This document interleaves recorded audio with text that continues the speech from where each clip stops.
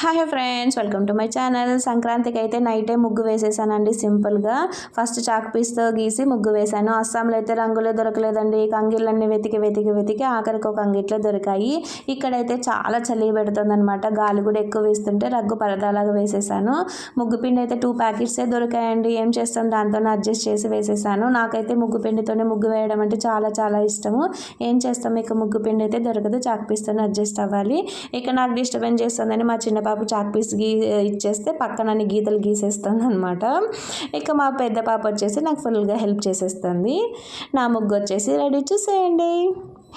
ఇక నైట్ 11:30 అవుతుంటే మా హస్బెండ్ మా చిన్న పాపను అయితే పండేశారు. మా పెద్ద పాప వచ్చేసి నాకు హెల్ప్ చేసేస్తుంది. ఇక మార్నింగ్ వచ్చేసి గొబ్బెమ్మలు పెట్టి పూజ చేసేసానండి. ఇక మా చిన్న పాప నేనే ముగ్గు వేశానని చూపిస్తుంది ఫోసు కొట్టి. ఇక గుమ్మడికాయ కూడా కొట్టేశారనమాట. ఇక ఒక్కేటిక 2 ముక్కలు అవ్వడంతో మా పెద్ద పాప వచ్చేసి ఫుల్గా హ్యాపీగా ఫీల్ అయిపోతుంది. ఇక గొబ్బెమ్మల దగ్గర దీపం వెలిగించేసి దీపం పెట్టి అగరబత్తీలు కూడా పెట్టేస్తున్నారు మా పిల్లలిద్దరూ.